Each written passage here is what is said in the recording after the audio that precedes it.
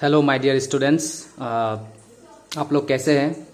आशा करता हूं कि सब अच्छे हैं। So welcome to my channel that is MD classes. आपका एमडी क्लासेस में स्वागत है। तो हम डिस्कस कर रहे थे chapter number 1 that is real number, ठीक है। और आज जो हम डिस्कस करेंगे वो पार्ट 7 होगा। सो हम डिस्कस कर रहे थे एक्सरसाइज 1.2। सो 1.2 का क्वेश्चन नंबर 2 तक हमने डिस्कस कर लिया। आज हम कोशिश करेंगे कि बाकी क्वेश्चन को हम खत्म करें और इस एक्सरसाइज को हम खत्म कर पाए, ठीक है। तो जितने भी स्टूडेंट्स को मैं दरख्वास्त करूंगा कि जिन्होंने नहीं दिखा है मेरा जो मैंने पहले अपलोड किया है वीडियो, वो काइंडली मेरे प्लेलिस्ट में जाके वो वीडियो सारे देख सकते हैं, क्योंकि पीछे वाला जो वीडियो है बहुत ही इंपॉर्टेंट है। अगर वो वीडियो आप लोग देखेंगे तो जो आगे आगे वीडियो आएगा तभी उनके बारे में पता चलेगा और आपको समझ में आएगा कि क्या चल रहा है, ठीक है। तो आज हम शुरू करते हैं। तो आज हम लेते हैं क्वेश्चन नंबर 3। एक्सरसाइज 1.2 का क्वेश्चन नंबर 3 आज हम डिस्कस करेंगे। तो क्वेश्चन नंबर 3 क्या बोल रहा है? Find the LCM and HCF of the following integers by applying the prime factorisation method. तो अभी हमको पता है कि प्राइम फैक्टराइजेशन मेथड से एचसीएफ और एलसीएम कैसे निकालते हैं, ठीक है। तो कर लेते हैं क्वेश्चन नंबर 3।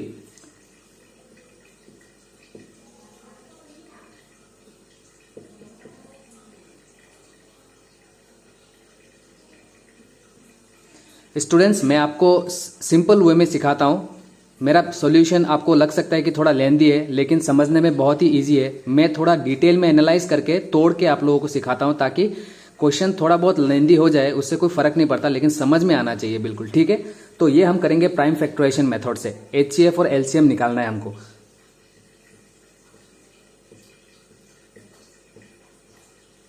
सो हमारे हो गया 2 6 12 एंड 2 3 6। ओके, अभी 15 का हम लोग निकाल लेते हैं फैक्टर्स। सो 15 का फैक्टर्स है 3 5 15, ठीक है। 21 को ऐसा कर लेते हैं। तो 21 का फैक्टर्स है 3 7 21, ठीक है। अब इनको हम कैसे लिखेंगे? एक सिस्टमेटिक वे में हम लिख लेते हैं इसको। सो 12 का क्या क्या फैक्टर है? 12 का फैक्टर है 2 into 2 into 3, is not it. So हम इसको लिख लेते हैं 2 इंटू 2 इंटू 3, ताकि हमको समझने में बहुत ही आसान हो, ठीक है। अभी 15 को कैसे लिख सकते हैं? 15 को हम लिख सकते हैं 3 इंटू 5, है ना। और 21 को क्या लिख सकते हैं? 3 इंटू 7।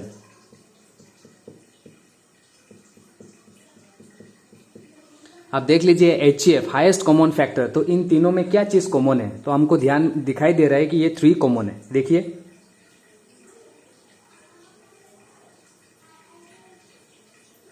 क्या दिखाई दे रहा है आपको? ये 3 कॉमन है। तो एचसीएफ कितना हो गया? एचसीएफ हो गया अपना 3, ठीक है। तो एचसीएफ हमारा हो गया 3। तो एलसीएम कितना होगा? एलसीएम में कैसे लेते हैं मैंने बताया था आप लोगों को। जो भी कॉमन नहीं है वो आ जाएगा, और जो कॉमन है वो भी आ जाएगा। एचसीएफ का मतलब होता है highest common factor. Highest common factor मतलब ये जितने भी नंबर दिया हुआ है उनसे छोटा ही होगा अपना एचसीएफ। और एलसीएम होगा लोएस्ट कॉमन मल्टीपल, ठीक है। इन तीनों नंबर का मल्टीपल, मतलब इस नंबर से वो नंबर बड़ा ही होगा, है कि नहीं। तो एचसीएफ और एलसीएम क्या होता है पहले हमको वो पता होना चाहिए, ठीक है। तो एलसीएम कैसे निकालेंगे? ये देखिए, कॉमन कुछ भी नहीं है इन तीनों में, खाली कॉमन है 3, है ना। तो जो भी कॉमन नहीं है वो भी आ जाएगा, 2 और 2 आ जाएगा। और ये देखिए 3 कॉमन है, मतलब ये एचसीएफ जो है वो भी आ जाएगा। बाकी और क्या नंबर रह गया? 5 और 7 आ जाएगा, वो भी आ जाएगा यहाँ पे, ठीक है। तो इनको अगर आप मल्टीप्लाई करेंगे तो क्या आ रहा है? 2 2 4, 4 3 12, 60 इंटू 7 420, ठीक है। तो ये रहा हमारा आंसर। तो ये क्वेश्चन खत्म हो गया। हमको एचसीएफ और एलसीएम मिल गया इन तीनों नंबर का, ठीक है। बहुत ही इजी है। अगर आपको नोट डाउन करना है तो pause the video and note it down. हम दूसरा क्वेश्चन उठाते हैं। चलिए मैं रब कर देता हूं। अभी हम ले लेते हैं दूसरा क्वेश्चन। Question number 2। तो क्वेश्चन नंबर 2 क्या बोल रहा है? 17, 23 एंड 29 का निकालना है। तो हमको दिखाई दे रहा है कि ये सारे प्राइम नंबर्स है। तो प्राइम नंबर्स क्या होता है? जो 1 एंड इटसेल्फ होता है इसका फैक्टर। सो 17 किसी नंबर से नहीं जाएगा, तो 17 1 17, है ना। 23 किसी नंबर से नहीं जाएगा, तो दैट मीन्स 23 1 23। और ये 29 भी किसी नंबर से नहीं जाएगा, सो 29 1 29। तो यहाँ पे हमको दिखाई दे रहा है। तो कॉमन फैक्टर क्या है? तो प्राइम नंबर्स का कॉमन फैक्टर क्या होता है? एचसीएफ कितना होगा? 1 ही होगा, है ना। सब में 1 ही है।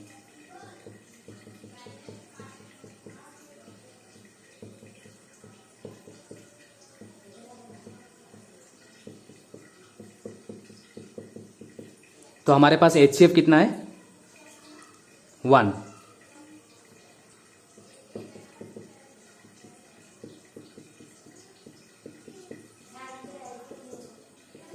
और एलसीएम कितना होगा, ये सारे नंबर आ जाएंगे, ठीक है, क्योंकि ये प्राइम नंबर्स है तो डायरेक्टली इंटू हो जाएगा इंटू 1। तो इसको अगर हम मल्टीप्लाई करेंगे तो आपको आंसर मिलेगा इसका 11339, ठीक है। अगर आप मल्टीप्लाई करेंगे तो आपको ये आंसर मिलेगा, ठीक है। तो ये क्वेश्चन भी हो गया। क्वेश्चन नंबर 2 बहुत ही इजी है। Pause the video and note it down.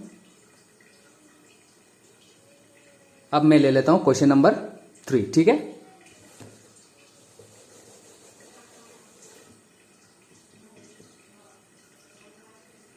Question number अपना 3 है 8, 9 एंड 25 का हमको एचसीएफ और एलसीएम निकालना है। तो इसको फैक्टराइज करते हैं। 2 4 ज़ा 8 एंड 2 2 ज़ा 4। 9 को ले लेते हैं, 3 3 ज़ा 9, ठीक है। और 25 को हम ले लेते हैं, 5 5 ज़ा 25। अब आपको कुछ कॉमन दिखाई दे रहा है, लिख लीजिए सिस्टमेटिक वे में।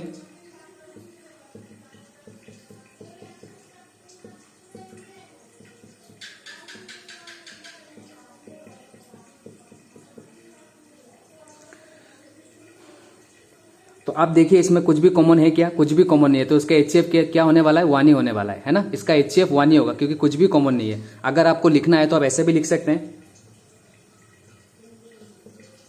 2 इंटू 1 2,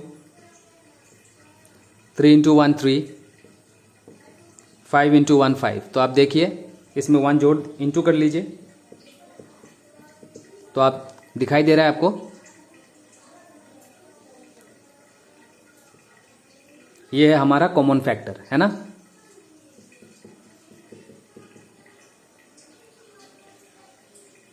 तो इन सारे नंबर में अगर किसी भी नंबर में कॉमन फैक्टर कुछ भी नहीं है तो हमको पता होना चाहिए कि वो कॉमन फैक्टर मतलब एचसीएफ जो है 1 है, ठीक है। अभी एलसीएम कितना होगा देख लीजिए।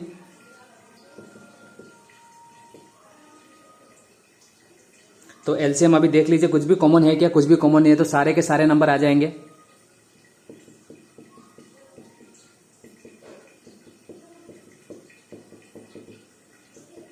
तो इनको आप इंटू कीजिएगा तो आपको क्या मिलेगा।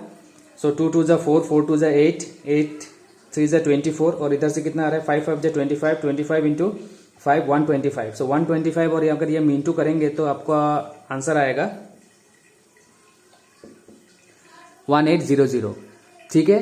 क्योंकि मुझे ये मैं पहले कर चुका हूँ, स्टूडेंट को समझा चुका हूँ बार बार, तो मुझे इसका मल्टीप्लिकेशन याद है, ठीक है। तो आप काइंडली ऐसा मत कीजिएगा, आप लोग मल्टीप्लाई करके फिर इसका आंसर लिखिएगा, ठीक है। तो बहुत ही आसान है, बहुत ही इजी है। होप आप लोगों को समझ में आ रहा है, ठीक है। तो अब अगला क्वेश्चन ले लेते हैं, नेक्स्ट क्वेश्चन की तरफ हम जाते हैं।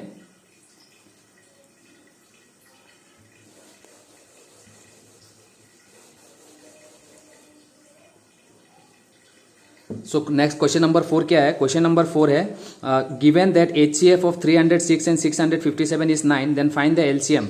तो दोनों नंबर का एचसीएफ दिया हुआ है और हमको एलसीएम निकालना है। तो क्या है हमको पता है, हमने पढ़ा हुआ है। सो वी नो या फिर वी हैव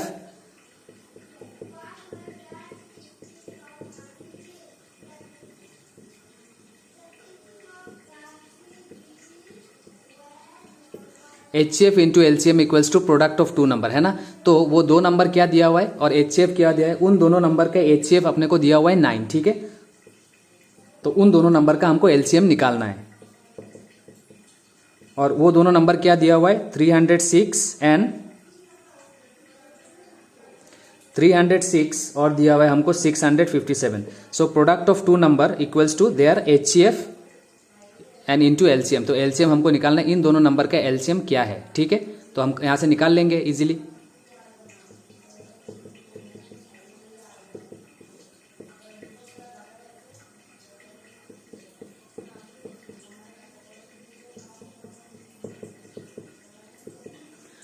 सो ये 9, ये जो 9 है ये नीचे आ गया। आप कैंसिल कीजिए, किसी भी नंबर को कैंसिल कीजिए। ये नंबर इससे कैंसिल होगा, ये भी नंबर इससे कैंसिल होगा। सो 9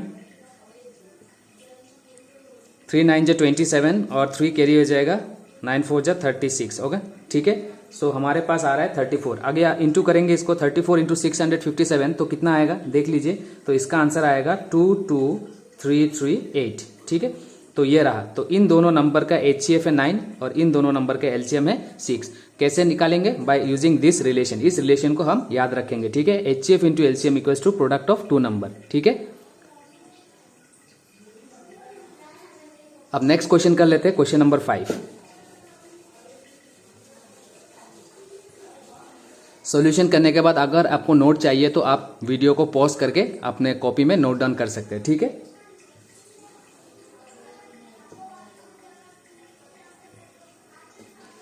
ये क्वेश्चन ध्यान से देखिए, मैं आपको समझाने का कोशिश करता हूँ।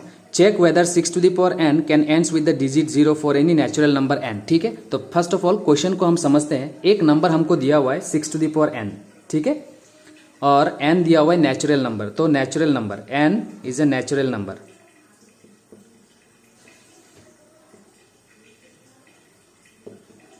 n is a natural number. तो हमको पता है कि नेचुरल नंबर क्या होता है, मतलब n का वैल्यू क्या हो सकता है, 1 2 3 4 5 इस तरीके से हो सकता है, ठीक है। तो क्वेश्चन बोल रहा है कि n का वैल्यू अगर हम कुछ भी ले ले तो क्या ये नंबर जो है जीरो में खत्म होगा। तो 2-3 क्वेश्चन को हम 2-3 n का वैल्यू हम लेके देख लेते हैं, ठीक है। तो ये नंबर है 6 टू द पावर n। तो n के जगह में अगर मैं 1 ले लूँ तो आप बताइए आंसर कितना होगा। 6 टू द पावर 1 का आंसर कितना होता है, 6 ही होता है, ठीक है। 6। अभी मैं n के जगह में अगर 2 ले लूँ, n के जगह में 2 ले लूँ तो हमारे पास क्या आएगा, 6 स्क्वायर। 6 स्क्वायर का मतलब क्या है, 36 है कि नहीं। 6 अगर मैं n के जगह पे 3 ले लूँ, कोई भी natural number, n is a natural number, ठीक है। तो n 6 क्यूब, तो 6 क्यूब का मतलब क्या होता है, 6 क्यूब का मतलब होता है 216। इस तरीके से क्वेश्चन बोल रहा है कि n का वैल्यू अगर मैं लेता जाऊँ ऐसा, तो ऐसा कोई भी नंबर हमको मिलेगा क्या जो जीरो में खत्म होगा, ठीक है। आपको समझ में आ रहा है क्वेश्चन। तो क्वेश्चन ये बोला है कि n का वैल्यू अगर कुछ भी ले लूँ तो जो कोई भी n का वैल्यू मैं ले लूँ तो वो नंबर कभी भी जीरो में खत्म होगा क्या। अब तक तो मुझे मिला नहीं और मिलेगा भी नहीं। क्यों नहीं मिलेगा, क्योंकि हमको पता है कि जीरो में खत्म होने के लिए क्या होना चाहिए, that number should be divisible by 5, ठीक है। जीरो में खत्म होने के लिए वो नंबर 5 से डिवाइड होना चाहिए। जैसे कि आप देख लीजिए, अगर 10 टू द पावर n होता, ठीक है, तो ये तो जीरो में खत्म है। अगर n का वैल्यू मैं कुछ भी ले लूँ 10 टू द पावर 1, तो ये आंसर होगा 10, जीरो में खत्म हो रहा है। 10 टू द पावर n का वैल्यू अगर आप 2 ले लीजिएगा, सो 2, 10 स्क्वायर मीन्स 100। देखिए जीरो में खत्म हो रहा है। क्यों खत्म हो रहा है, क्योंकि 10 में क्या है, क्योंकि 10 में क्या है, 10 मैं बोल सकता हूँ कि 10 में एक फैक्टर है 5, है ना। या नहीं तो फिर देखो 10 का फैक्टर क्या है, 2 और 2 5 जा 10, सो 5 एक फैक्टर है कि नहीं। मतलब ये जो नंबर है 10 5 से डिवाइड जाता है, ठीक है। तो वही मुझे रीजन लिखना है। कोई भी नंबर अगर 5 से डिवाइड जाएगा, दैट मीन्स कोई भी नंबर में एक फैक्टर 5 रहेगा, तो वही नंबर जीरो में खत्म हो सकता है। तो उसी को मुझे लिखना है। तो लिखेंगे कैसे, ठीक है, कैसे लिखना है, क्वेश्चन समझ में आ गया आप लोगों को, ठीक है। सो मैं जैसे लिखता हूं वैसे आप लोग लिखिए। जो मैंने बोला है वही हमको लिखना है, ठीक है। सो वी नो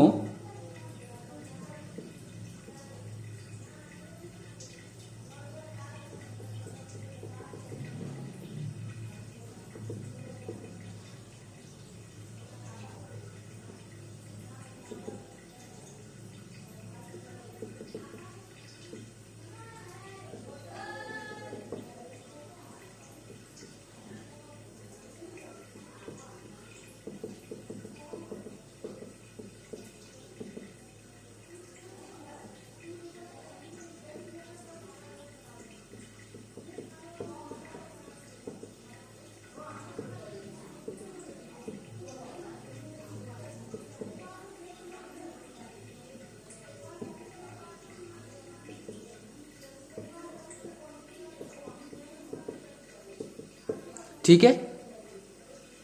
तो मैंने जो बोला है वही लिखा हुआ है। So we know that any positive integer ending with the digit 0 is divisible by 5। कोई भी नंबर अगर जीरो में खत्म होता है, जैसे कि 10 जीरो में खत्म होता है कि नहीं, 20 जीरो में खत्म होता है, 50 जीरो में खत्म होता है, 100 जीरो में खत्म होता है, तो ये सारे नंबर 5 से डिवाइड जाते हैं कि नहीं। तो सारे नंबर 5 से डिवाइड जाते हैं। इसका मतलब मैं कह सकता हूं कि 5 क्या है, एक फैक्टर है इनका, है कि नहीं। So ending with 0 is divisible by 5, या तो मैं कह सकता हूं and also so it's prime factorisation must contain the prime 5। मतलब इन सारे नंबर में एक फैक्टर क्या होता है, प्राइम 5 होता ही है, ठीक है। सो 6 टू द पावर n, तो 6 टू द पावर n में क्या है, 6 का फैक्टर क्या क्या है, तो 6 में लिख सकता हूं 2 3 जा 6, है ना। तो इसमें तो 5 नहीं है, वही मैं लिख रहा हूं।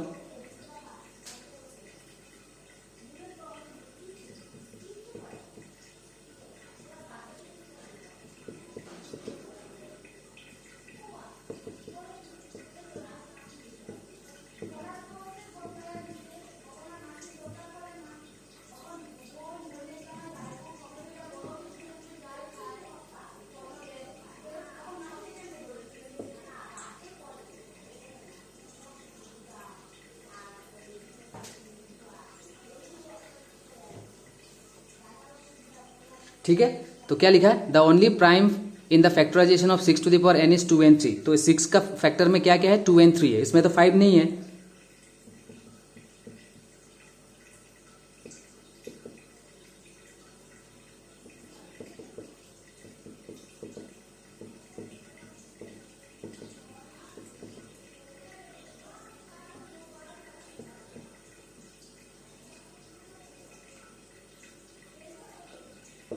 ठीक है, so 5 does not occur in the prime factorisation of 6 to the power n for any n। ठीक है, n का वैल्यू मैं कुछ भी ले लूं, 6 टू द पावर n में द प्राइम 5 है ही नहीं। ठीक है, तो बस यही है, तो 6 to the power n does not end with the digit 0 for any natural number n। ठीक है, देयरफॉर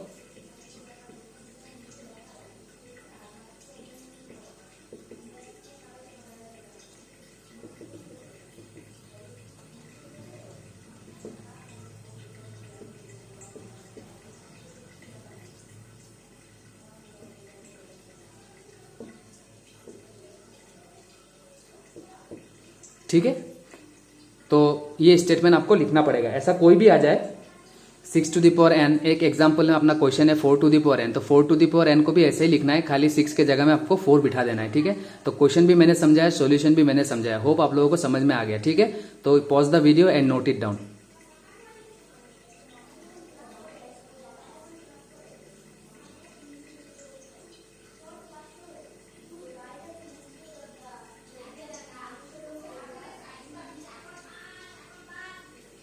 ठीक है, अब मैं रब कर देता हूं इसको।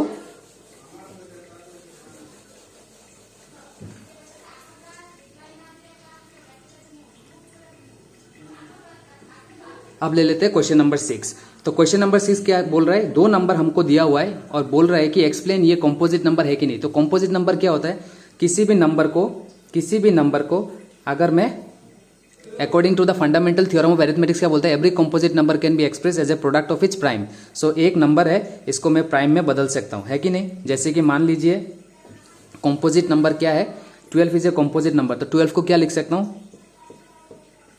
सो 12 में लिख सकता हूं 2 स्क्वायर इंटू 3। ये 2 और 3 क्या है, ये प्राइम नंबर है कि नहीं। 12 इज ए कॉम्पोजिट नंबर और 2 and 3 क्या है, prime number. So fundamental theorem of arithmetics क्या बोलता है, every composite number can be express as a product of its prime. Composite number को हम प्रोडक्ट ऑफ इस प्राइम में लिख सकते हैं ना। तो इसी तरीके से इस क्वेश्चन को देखेंगे, क्या मैं इसको बना सकता हूं क्या। सो मेरे पास नंबर दिया हुआ है,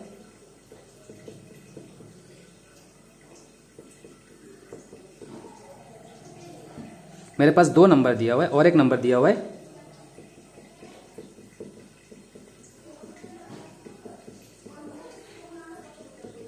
ठीक है, तो इनको मैं ट्राई करता हूं कि इनको मैं as a product of its prime, क्योंकि यहाँ पे प्लस है तो प्लस को हटाना है, मतलब इस नंबर को मैं अगर प्राइम नंबर में एक्सप्रेस कर सकता हूँ तो मैं बोल सकता हूँ कि ये दोनों कॉम्पोजिट नंबर है। ठीक है, तो देखते हैं, तो यहाँ पे क्या कर सकते हैं हम, दिस नंबर प्लस 13, तो इन दोनों में क्या कॉमन है, 13 कॉमन है। तो अगर आप 13 कॉमन निकाल लीजिएगा तो यहाँ पे क्या बचता है, 7 इंटू 11 इंटू 1 प्लस 1, है ना।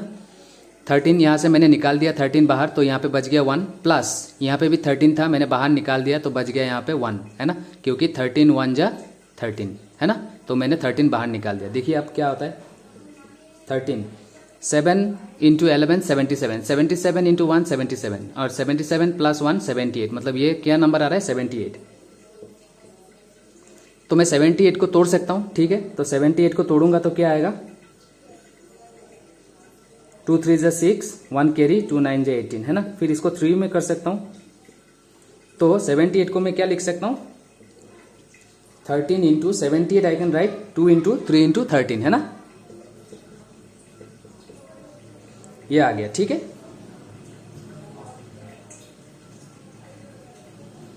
तो आप देखिए ये एक कॉम्पोजिट नंबर है, क्योंकि इसको मैंने क्या कर दिया, प्रोडक्ट ऑफ इस प्राइम में एक्सप्रेस कर दिया। अब तो लिखने का जो तरीका है, फॉर्मेट कुछ भी हो सकता है, सीक्वेंस कुछ भी हो सकता है। तो ये है 2 इज ए प्राइम नंबर, ये है 3, ये भी प्राइम नंबर है, इंटू ये देखिए 13 और ये देखिए 13, तो 13 इंटू 13 13 स्क्वायर, है ना। तो देखिए 2 3 13 ये जो क्या है, प्राइम नंबर है। ठीक है, तो इस नंबर को मैंने क्या एक्सप्रेस कर दिया, एज ए प्रोडक्ट ऑफ इस प्राइम। दैट मीन्स ये नंबर क्या है, एक कॉम्पोजिट नंबर है। समझ में आ रहा है। सिमिलरली अगर इधर करेंगे तो देखिए यहाँ पे क्या कॉमन है, ये 5 रहा और प्लस ये 5 रहा, तो मैं 5 कॉमन निकाल सकता हूँ। तो अगर मैं 5 कॉमन निकाल दूँ तो क्या बचेगा यहाँ पे, 7 इंटू 6 इंटू यहाँ पे इसके जगह में 1 बच गया है ना, into 4 into 3 into 2 into 1 plus 1 है ना। ये देखिए इसके जगह से, इसके मैंने जगह से 5 निकाल दिया तो यहाँ पे 1 ही बच गया, और इस जगह से ये 5 जो है, इस 5 को मैंने निकाल दिया बाहर तो यहाँ पे 1 ही बच गया। अब देखिए यहाँ पे क्या करते हैं, ये देखिए अब इंटू कीजिए इन नंबर को, 7 6 जा 42, 42 इंटू 1 42, ठीक है, ये रहा 42 अपना, 7 6 जा 42, 42 इंटू 1 42, ठीक है। अब बाकी नंबर को देखिए, 4 3 जा 12, 12 2 जा 24, 24 इंटू 1 24, मतलब ये सारे नंबर को 24 से भी इंटू कर देंगे, मतलब यहाँ से यहाँ तक 24 और यहाँ से यहाँ तक 42, अगर इंटू करेंगे तो ये सारे इंटू निकल के आ जाएगा, ठीक है। तो 4 6 जा 4 2 जा 8, 4 4 जा 16, तो 2 2 जा 4 एंड 2 2 जा 4, 2 4 जा 8, ठीक है। तो अपना आंसर कितना आ रहा है यहाँ पे, सो यहाँ पे आएगा 8 0 10 10, 108 और ये प्लस 1, दैट मीन्स यहाँ पे आएगा अपना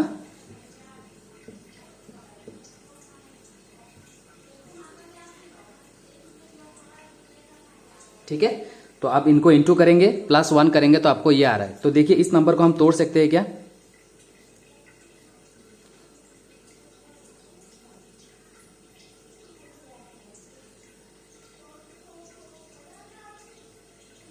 तो देखिए इस नंबर को हम तोड़ सकते हैं क्या, थोड़ा देखिए इसको किस नंबर से हम तोड़ सकते हैं।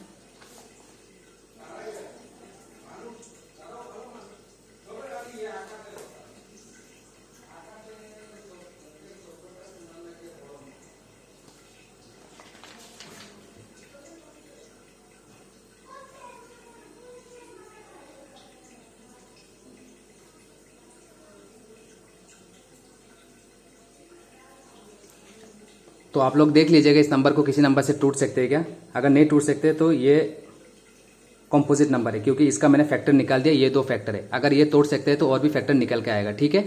तो ये रहा ये सॉल्यूशन, ठीक है। होप आप लोगों को समझ में आया है, ठीक है। अब कर लेते हैं नेक्स्ट क्वेश्चन, ठीक है, ओके। तो मैं रब कर देता हूं अभी।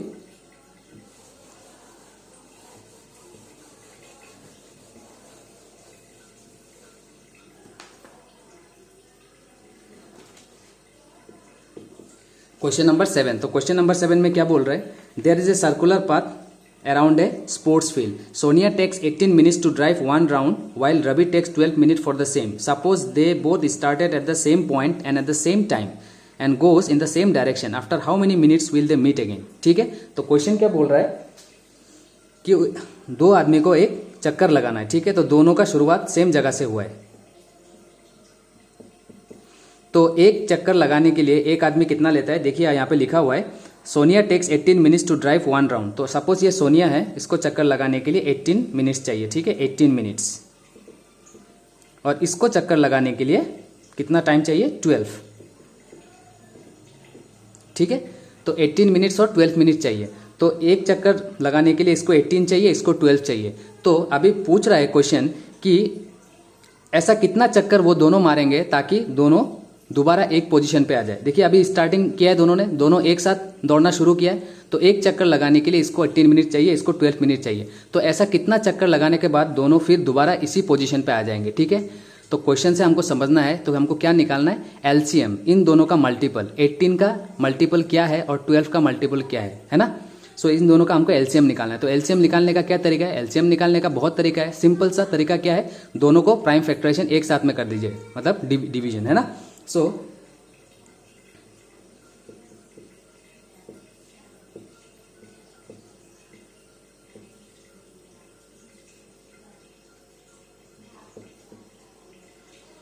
ठीक है, तो दोनों को एक साथ में कर दिया क्योंकि मुझे एलसीएम निकालना है। तो एलसीएम कितना आ रहा है,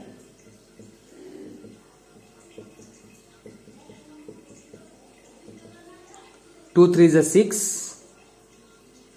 6 2 जा 12, 12 3 जा 36, है ना। तो देखिए 18 किसका मल्टीपल है, 36 का मल्टीपल है, कितना टाइम्स, 18 2 जा 36, और 12 किसका मल्टीपल है, 12 भी 36 का 36 जो है 12 का मल्टीपल है ना। सो 12 3 जा 36, मतलब ये आदमी जब 2 चक्कर मारेगा, समझ में आ रहा है आपको क्वेश्चन, ये आदमी जब 2 चक्कर मारेगा, ये एक चक्कर हो गया 18, ठीक है, फिर दोबारा हो गया 18, मतलब उसको 36 हो गया।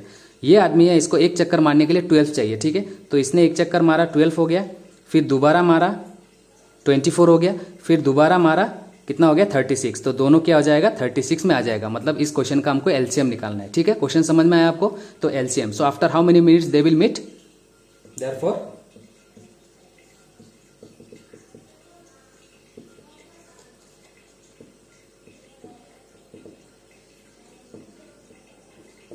दे विल मीट आफ्टर 36 मिनट, ठीक है। समझ में आया क्वेश्चन? ओके। मैंने बताया था कि एलसीएम चेक करने का और भी कुछ रूल है, जहां पे अगर मुझे ये सब वर्ड दिखाई दे, लीस्ट, मिनिमम, स्मॉलेस्ट, ये सब वर्ड अगर दिखाई दे तो समझना चाहिए कि हमको एलसीएम ही निकालना है, ठीक है। लेकिन फिर भी क्वेश्चन को ध्यान से पढ़ लीजिएगा, है ना। ठीक है, तो नेक्स्ट क्वेश्चन की तरफ बढ़ते हैं।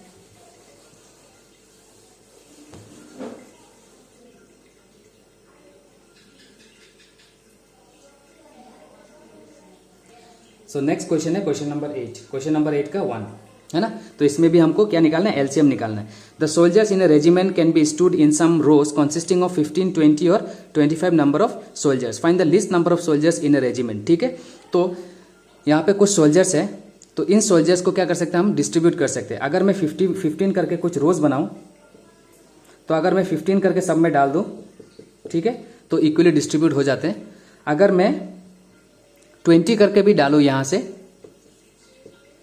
20 करके भी डालो यहां से, तो ये सारे डिस्ट्रीब्यूट हो जाते हैं इक्वली, ठीक है। या नहीं तो फिर अगर मैं 25 भी करके डालूं, तभी भी यहाँ पे जितना सोल्जर है वो इक्वली डिस्ट्रीब्यूट हो जाता है, ठीक है। तो हमको क्या निकालना है, 15, 20 और 25 का क्या निकालना है, एलसीएम निकालना है। क्योंकि एलसीएम क्या होता है, लोएस्ट कॉमन मल्टीपल। ये जो नंबर है इसका मल्टीपल है, ठीक है, इन तीनों का मल्टीपल है, इसीलिए तो इक्वली डिस्ट्रीब्यूट होता है ना। समझ में आया आपको क्वेश्चन? तो एलसीएम निकालते हैं।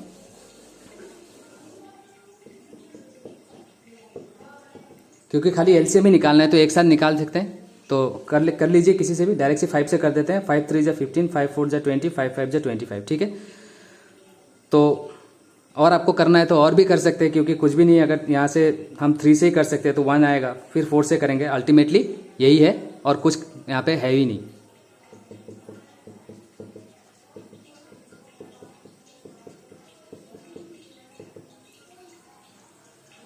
तो अगर इनको मल्टीप्लाई करेंगे तो देखिए कितना आ रहा है, 5 3 जा 15, 15 4 जा, ठीक है, 15 4 जा 4 5 जा 20, 2 रिमाइंडर 60, ठीक है। 16 इंटू 5, 5 6 जा 30, मतलब 300 सोल्जर्स है उस रेजिमेंट में, 300 सोल्जर्स है। तो 300 सोल्जर्स को अगर हम 15 15 करके डिवाइड कर दे तो इक्वली डिस्ट्रीब्यूट हो जाएगा, है ना। या नहीं तो फिर अगर इसी सोल्जर को हम 20 20 करके ग्रुप में डाल दे तो ये इक्वली डिस्ट्रीब्यूट हो जाएगा। या नहीं तो फिर मैं 25 25 करके डालूंगा, तभी भी इक्वली डिस्ट्रीब्यूट हो जाएगा। मतलब ये 300 जो है इन तीनों का क्या है, एलसीएम, लोएस्ट कॉमन मल्टीपल। 300 किसका मल्टीपल है, 15 का भी है, 300 20 का भी मल्टीपल है, और 300 25 का भी मल्टीपल है ना। तो एलसीएम ही निकालना है। देयरफॉर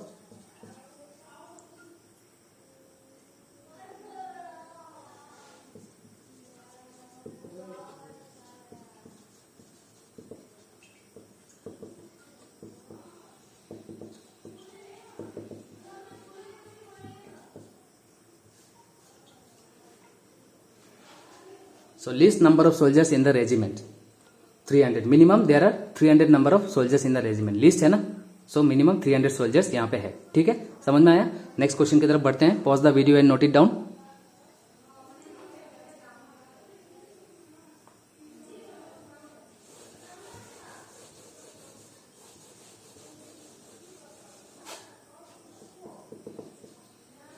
क्वेश्चन नंबर 2 क्या बोल रहे हैं, a bell rings at every 18 seconds, another bell rings at every 60 seconds, okay. If these two bells ring simultaneously at an instant, then after how many seconds will the bell ring simultaneously again, ठीक है।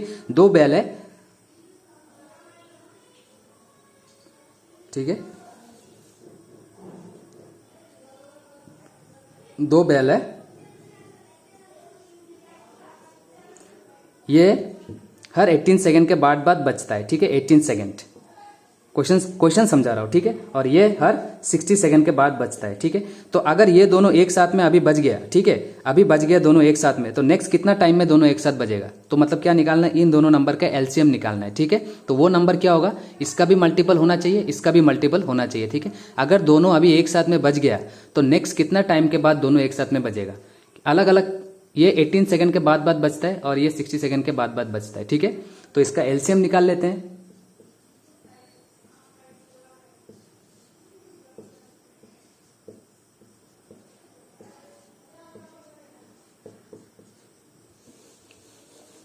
तो LCM क्या है?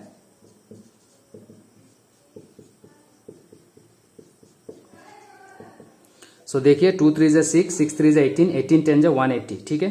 तो मुझे पता है 180 क्या है? 18 का मल्टीपल है, एंड 180 क्या है? क्या हमने बताया था? 18 और 60 ना, 60 का भी मल्टीपल है। सो 180 is a multiple of 18 and 180 is a multiple of 16। That means 180 second के पास दोनों एक साथ में बच जाएगा, है ना।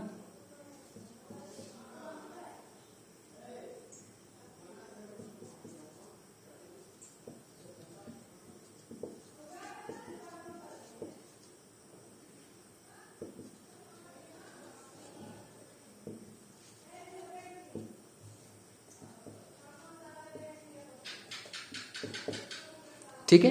The bell rings together again after 180 second. So दोनों 180 सेकेंड के बाद दोनों दोबारा एक साथ में बजेगा, ठीक है। समझ में आया? ओके, तो लास्ट क्वेश्चन ले लेते हैं इस एक्सरसाइज का और इसको खत्म करते हैं, ठीक है।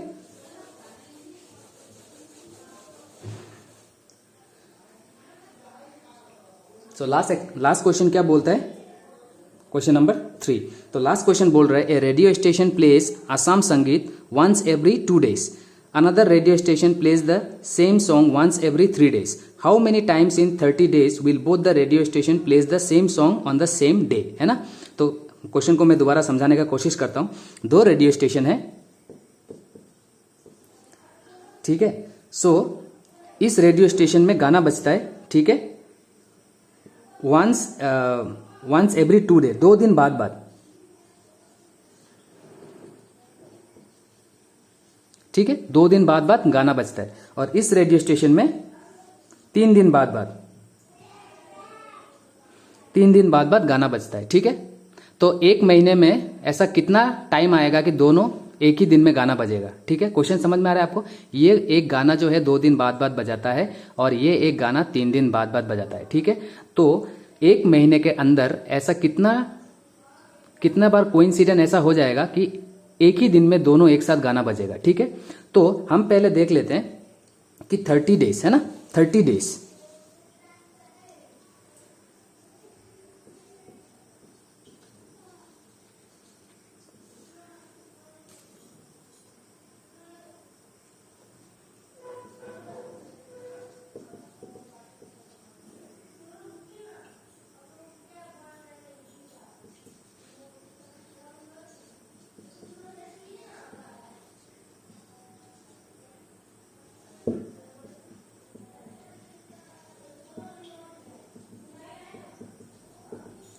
ठीक है। तो मैंने क्या लिखा? इन 30 days number of times the song played by first radio station.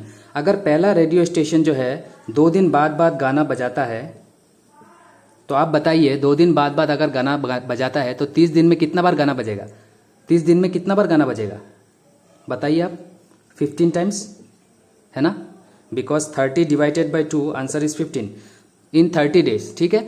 ये पहला रेडियो स्टेशन 2 दिन बाद गाना बजाता है। समझ में आ रहा है आपको? 2 दिन बाद अगर गाना बजेगा तो 30 दिन में कितना बार गाना बजेगा? 15 टाइम्स बजेगा। बहुत ही ईजी है, ठीक है।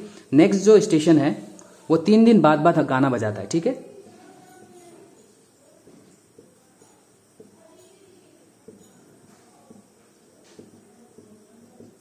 So number of times the song played by second radio station. अभी सेकेंड रेडियो स्टेशन जो है 3 दिन बाद गाना बजता है, 3 दिन बाद तो कितना बार बजेगा? 30 divided by 3, 30 divided by 3 means 10, मतलब 10 बार गाना बजेगा, है ना।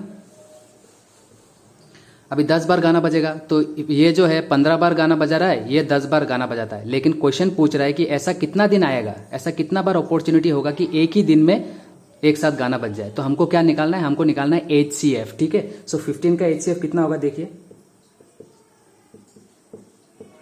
तो आपको दिखाई दे रहा है कि HCF कितना है, HCF 5 है। तो मतलब पूरा महीने में ऐसा 5 दिन आएगा कि उसी दिन में, पांचों दिन में दोनों एक साथ गाना बजेगा, ठीक है।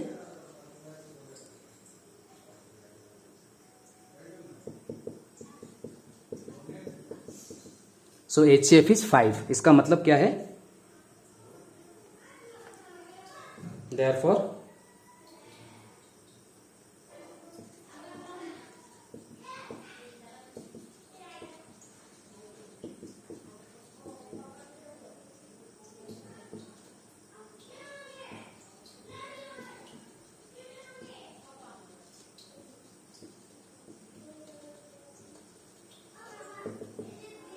Number of times the radio station plays the same song on the same date, है ना, 5 बार, ऐसा 5 बार होगा, ठीक है।